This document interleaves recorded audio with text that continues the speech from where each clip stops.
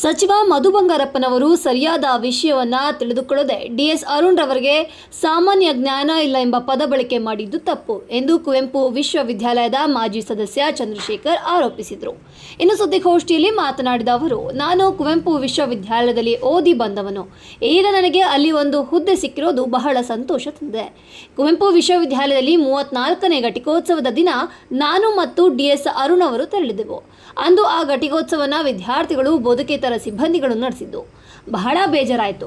ಕುವೆಂಪು ವಿಶ್ವವಿದ್ಯಾಲಯದಲ್ಲಿ ಅಷ್ಟು ಜನ ಕೆಲಸಗಾರರಿದ್ದರೂ ವಿದ್ಯಾರ್ಥಿಗಳು ಯಾಕೆ ಈ ಈವೆಂಟನ್ನು ಮಾಡುತ್ತಿದ್ದಾರೆ ಎಂಬ ಪ್ರಶ್ನೆ ನಮ್ಮಲ್ಲಿ ಮೂಡಿತು. ಅಷ್ಟು ದೊಡ್ಡ ಕಾರ್ಯಕ್ರಮವನ್ನು ಒಂದು ಶಾಲಾ ವಾರ್ಷಿಕೋತ್ಸವದಲ್ಲಿ ಮಾಡಿ ಮುಗಿಸಿದರು.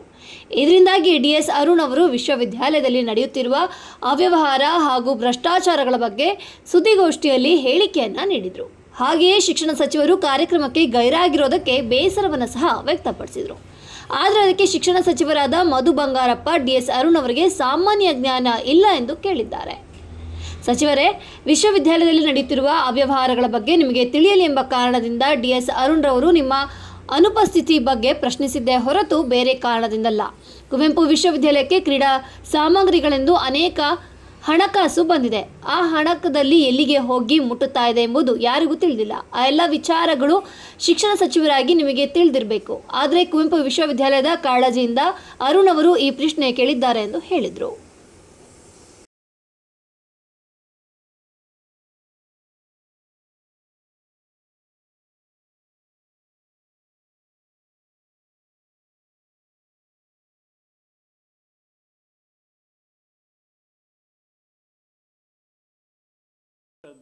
ಘಟಿಕೋತ್ಸವ ಇದೇ ಕಳೆದ ತಿಂಗಳ 22ನೇ ತಾರೀಕು ನಡೆಯಿತು. ಕುವೆಂಪು ವಿಶ್ವವಿದ್ಯಾನಿಲಯದ ಒಬ್ಬ ಹಳೆಯ ವಿದ್ಯಾರ್ಥಿಯಾಗಿ ಬಹುಶಃ ಒಂದು 28-29 ವರ್ಷದ ಕೆಳಗೆ ಅನ್ವಯಿಕ ಪ್ರಾಣಿಶಾಸ್ತ್ರದಲ್ಲಿ ವಿದ್ಯಾಭ್ಯಾಸ ಮಾಡಿದ ಒಬ್ಬ ಹಳೆಯ ವಿದ್ಯಾರ್ಥಿ ನಾನು. ಆ ವಿಶ್ವವಿದ್ಯಾಲಯದಲ್ಲಿ ಓದ್ದಾಗಿಂದ ನಮಗೊಂದು ಕನಸಿತ್ತು, ಈ ವಿಶ್ವವಿದ್ಯಾನಿಲಯ ಕೇವಲ ಶಿವಮೊಗ್ಗಕ್ಕಲ್ಲದೆ ನಾಡಿಗಲ್ಲದೆ ಇಡೀ ರಾಷ್ಟ್ರದಲ್ಲೇ ತನ್ನದೇ ಆದ ಹೆಸರನ್ನು ಛಾಪನ್ನು ಮೂಡಿಸಬೇಕು. ಆ ನಿಟ್ಟಿನಲ್ಲಿ ನಾವು ಒಂದು ಒಳ್ಳೆಯ ಕೊಡುಗೆಯನ್ನು ಕೊಡಬೇಕು ಅಂತ. ಬಹುಶಃ ನಮ್ಮೆಲ್ಲ ಕನಸು ನೆರವೇರಿದೆ ಅಂತಂದರೆ ಕಳೆದ ಬಾರಿ ಅಕಾಡೆಮಿಕ್ ಕೌನ್ಸಿಲರ್ ಆಗಿ ನಮ್ಮನ್ನು ಪಕ್ಷ ನಿಯುಕ್ತಿಗೊಳಿಸ್ತು. ಆ ನಂತರದಲ್ಲಿ ನಿರಂತರವಾಗಿ ನಾವು ಕೂಡ ಕುವೆಂಪು ಯೂನಿವರ್ಸಿಟಿ ಅನೇಕ ಬದಲಾವಣೆಗಳಿಗೆ ನಾವು ಕೂಡ ಸಾಕ್ಷಿಯಾದ್ವಿ.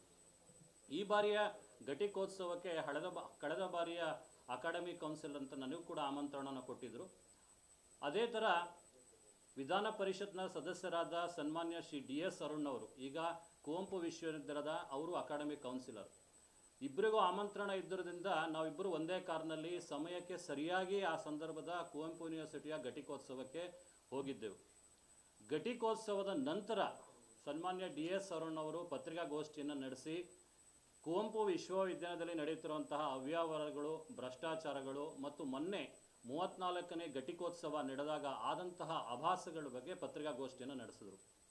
ಅವರು ಪತ್ರಿಕಾಗೋಷ್ಠಿಯಲ್ಲಿ ನಡೆಸಿದ ವಿಷಯಗಳು ಏನೇನಿದ್ದು ಅಂತಂದರೆ ಕುವೆಂಪು ವಿಶ್ವವಿದ್ಯಾಲಯದ ಸಮಗ್ರ ಬೆಳವಣಿಗೆಗೆ ಏನು ಬೇಕೋ ಅಂಥ ವಿಷಯಗಳನ್ನು ಮಾತಾಡಿದ್ರು.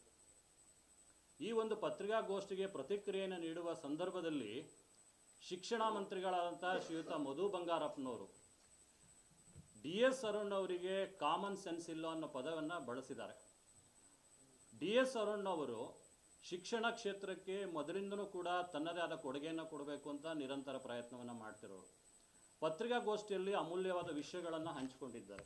ಅದರೊಳಗೆ ಬಹಳ ಮುಖ್ಯವಾಗಿದ್ದೇನೆಂತಂದರೆ, ಈ ಬಾರಿಯ ಕುವೆಂಪು ವಿಶ್ವವಿದ್ಯಾನಿಲಯ ಏನು ಕುವೆಂಪು ಅವರ ಹೆಸರಿನಲ್ಲಿ ಆರಂಭವಾಗಿತ್ತು, ಮನುಜ ಮಜ ವಿಶ್ವಪಥ ಎಂಬ ವಿಶ್ವ ಮಾನವ ಸಂದೇಶವನ್ನು ಕೊಟ್ಟಿದ್ದಂತಹ ರಾಷ್ಟ್ರಕವಿ ಕುವೆಂಪು ಅವರ ಹೆಸರಿನಲ್ಲಿ ಆರಂಭವಾದಂಥ ಕುವೆಂಪು ವಿಶ್ವವಿದ್ಯಾನಿಲಯ ಇವತ್ತು ಹಗರಣಗಳ ಸರಮಾಲೆ ಆಗ್ತಾ ಇದೆ.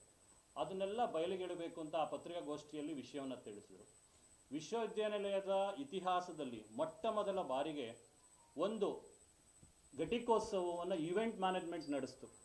ಬಹುಶಃ ಇತಿಹಾಸದಲ್ಲಿ ಎಲ್ಲೂ ನಡೆದಿದ್ದು ಉದಾಹರಣೆಗಳಿಲ್ಲ. ಇದನ್ನು ಈವೆಂಟ್ ಮ್ಯಾನೇಜ್ಮೆಂಟ್ ನಡೆದ್ರೆ ಅವಶ್ಯಕತೆ ಏನಿತ್ತು? ಇವತ್ತು ಸುಮಾರು 500-600 ಜನ ಎಂಪ್ಲಾಯೀಸ್ ಇರ್ತಕ್ಕಂಥ ಕುವೆಂಪು ಯೂನಿವರ್ಸಿಟಿಲಿ ಇವೆಂಟ್ ಮ್ಯಾನೇಜ್ಮೆಂಟಿಂದ ನಡೆಸಿದ್ರು. ಆದರೆ ಅವ್ರು ಏನು ಕೆಲಸವನ್ನು ಮಾಡಲಿಲ್ಲ. ಮಾಡಿದ್ದೆಲ್ಲ ವಿದ್ಯಾರ್ಥಿಗಳು, ಅಲ್ಲಿರೋ ಪ್ರಾಧ್ಯಾಪಕರು ಮತ್ತು ಬೋಧಕೇತರ ಸಿಬ್ಬಂದಿಗಳು ಅದನ್ನೆಲ್ಲ ನೆರವೇರಿಸಿದ್ರು.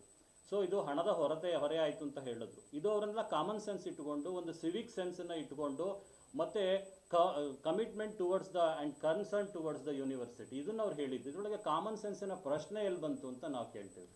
ಇದಲ್ಲದೆ 34ನೇ ಘಟಿಕೋತ್ಸವಕ್ಕೆ ಉನ್ನತ ಶಿಕ್ಷಣ ಸಚಿವರಾದ ಡಾಕ್ಟರ್ MC ಸುಧಾಕರ್ ಅವರು ಬರಬೇಕಿತ್ತು. ಅವರು ಯಾವ ಕಾರಣಕ್ಕೆ ಬಂದಿಲ್ಲ ಅಂತ ನಮಗೆ ಗೊತ್ತಿಲ್ಲ. ಆದರೆ ಕುವೆಂಪು ವಿಶ್ವವಿದ್ಯಾನಿಲಯದ ಎಲ್ಲ ಸಮಸ್ಯೆಗಳನ್ನು ಸಮಗ್ರವಾಗಿ ನಾವು ಚರ್ಚೆ ಮಾಡಿ ಅದಕ್ಕೆ ಒಂದು ಪರಿಹಾರವನ್ನು ಕಂಡುಕೊಳ್ಳಬೇಕು. ಯೂನಿವರ್ಸಿಟಿ ಸದಾ ಭ್ರಷ್ಟಾಚಾರ ಅವ್ಯವಹಾರದಲ್ಲೇ ಹೆಸರಾಗಿತ್ತು. ಆದರೆ ಉನ್ನತಿಯ ದೃಷ್ಟಿಯಲ್ಲೂ ಕೂಡ ಆಗಬೇಕು ಅನ್ನೋ ದೃಷ್ಟಿಯಿಂದ ಇಟ್ಕೊಂಡು ನಾವು ಯಾಕೆ ಉನ್ನತ ಶಿಕ್ಷಣ ಸಚಿವರು ಬಂದಿಲ್ಲ ಅಂತ ಕೇಳಿದ್ವಿ. ಯಾಕೆ ಅವರು ಗವರ್ನರ್ಗೆ ಅಗೌರವವನ್ನು ತೋರಿದ್ರು? ಇದು 2ನೇ ಬಾರಿ ಅವರು ಕುವೆಂಪು ಯೂನಿವರ್ಸಿಟಿಯ ಕಾನ್ವೊಕೇಶನ್ಗೆ ಅವ್ರು ಬರ್ತಾ ಇಲ್ಲ. ಅವರದೇ ಪಕ್ಷದ ನಾಡು ಕಂಡಂಥ ಅಪ್ರತಿಮ ಹೋರಾಟಗಾರ ಕಾಗೋಡು ತಿಮ್ಮಪ್ಪನವರಿಗೆ ಅವತ್ತು 2 ಡಾಕ್ಟರೇಟ್ ಪದವಿಯನ್ನು ಕೊಟ್ಟರು. ಆ ಸಂದರ್ಭದಲ್ಲಿ ಅವ್ರು ಬರಬೇಕಿತ್ತು. ಆದರೆ ಅವರು ಅದನ್ನು ಅಗೌರವ ತೋರಿಸಿದ್ದು ಕೇವಲ ಅವರು ಗವರ್ನರಿಗಲ್ಲ, ಮತ್ತು ಅವರದೇ ಪಕ್ಷದ ಮುತ್ಸದಿ ಆದಂತಹ ಡಾಕ್ಟರ್ ಕಾಗೋಡು ತಿಮ್ಮಪ್ಪ ಅವರಿಗೆ ಅವತ್ತು ಅಗೌರವವನ್ನು ತೋರಿಸಿದ್ದಾರೆ. ಅವ್ರು ಬರಬೇಕಿತ್ತು. ನಾವು ಸಾಕಷ್ಟು ಸಮಸ್ಯೆಗಳು ಪ್ರಸ್ತುತ ಇರ್ತಕ್ಕಂಥ ಸಿಂಡಿಕೇಟ್ ಸದಸ್ಯರು, ಅಕಾಡೆಮಿಕ್ ಕೌನ್ಸಿಲ್ ಸದಸ್ಯರು ಜೊತೆಗೆ ಕಳೆದ ಬಾರಿಯ ಸದಸ್ಯರು ಕೂಡ ಅವ್ರ ಬಗ್ಗೆ ಚರ್ಚೆ ಮಾಡಬೇಕು. ಕುವೆಂಪು ಯೂನಿವರ್ಸಿಟಿನಲ್ಲಿ ಇರ್ತಕ್ಕಂಥ ಎಲ್ಲ ನ್ಯೂನತೆಗಳನ್ನು ಸರಿಪಡಿಸಿ ಅದನ್ನು ಒಳ್ಳೆಯ ದೃಷ್ಟಿಯಿಂದ ತೆಗೆದುಕೊಳ್ಬೇಕು ಅಂತ ಹೇಳಿದ್ದು, ಇದು ಎಲ್ಲಿ ಕಾಮನ್ ಸೆನ್ಸನ್ನು ಪ್ರಶ್ನೆ ಬರ್ತದೆ. ಹಾಗೆ DS ಅರುಣ್ ಪತ್ರಿಕಾಗೋಷ್ಠಿಯಲ್ಲಿ ಶಿಕ್ಷಣ ಸಚಿವರಾದ MC ಸುಧಾಕರ್ ಅವರು ಇನ್ನೂ ಏನೇನು ಬದಲಾವಣೆ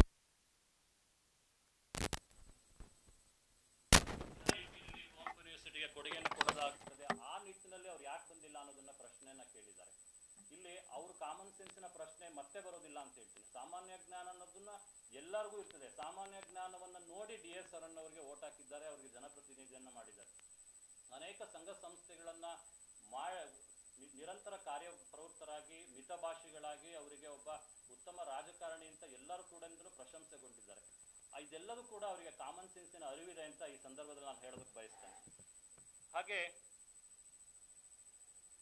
ಅರುಣ್ ಅವರು ಪತ್ರಿಕಾಗೋಷ್ಠಿಯಲ್ಲಿ ಹೇಳಿದ್ದು ಕ್ರೀಡಾ ಸಾಮಗ್ರಿಗಳಿಗೆ ಅನೇಕ ಅನುದಾನಗಳು ಬಂದಿದೆ, ಆದರೆ ಅದು ಎಲ್ಲಿಗೆ ಮುಟ್ಟಿದೆ ಅನ್ನೋದು ಇವತ್ತೊಂದು ದೊಡ್ಡ ಪ್ರಶ್ನೆ ಆಗಿದೆ. ಅದನ್ನೆಲ್ಲ ಕೇವಲ ಹಣಕಾಸುಗಳನ್ನು ಯಾವ ರೀತಿಯಲ್ಲಿ ವಿನಿಯೋಗ ಆಗಿದೆ ಅನ್ನೋದು ದೊಡ್ಡ ಪ್ರಶ್ನೆಯಾಗಿ ಉಳಿದಿದೆ. 3500-600 ವಿದ್ಯಾರ್ಥಿಗಳು ಇರ್ತಕ್ಕಂಥ ಯೂನಿವರ್ಸಿಟಿಗೆ 500ರಿಂದ 600 ಜನ ಕೆಲಸ ಇವತ್ತು ಕಾರ್ಯವನ್ನು ನಿರ್ವಹಿಸ್ತಾ ಇದ್ದಾರೆ. ಇದು ಎಲ್ಲಿಗೆ ಹೋಗಿ ಮುಟ್ಟತ್ತೆ ಅನ್ನೋದು ನಮ್ಗೆ ಇವತ್ತು ದೊಡ್ಡ ಪ್ರಶ್ನೆ ಆಗಿದೆ. ಮತ್ತೆ ಅರುಣ್ ಅವರು ಪತ್ರಿಕಾಗೋಷ್ಠಿಯಲ್ಲಿ ಹೇಳಿದ ಇದೇ ವಿಚಾರ. ಶಿಕ್ಷಣ ಸಚಿವರಿಗೆ ಉತ್ತರ ಕೊಡೋದಕ್ಕೆ ಬಿಜೆಪಿ ಒಬ್ಬ ಬೂತಿನ ಕಾರ್ಯಕರ್ತ ಸಾಕು ಅಂತ ಹೇಳಿದ್ರು, ಬೂತಿನ ಅಧ್ಯಕ್ಷ ಸಾಕು ಅಂತ ಹೇಳಿದ್ರು. ಇದ್ರೊಳಗೆಲ್ಲ ಏನು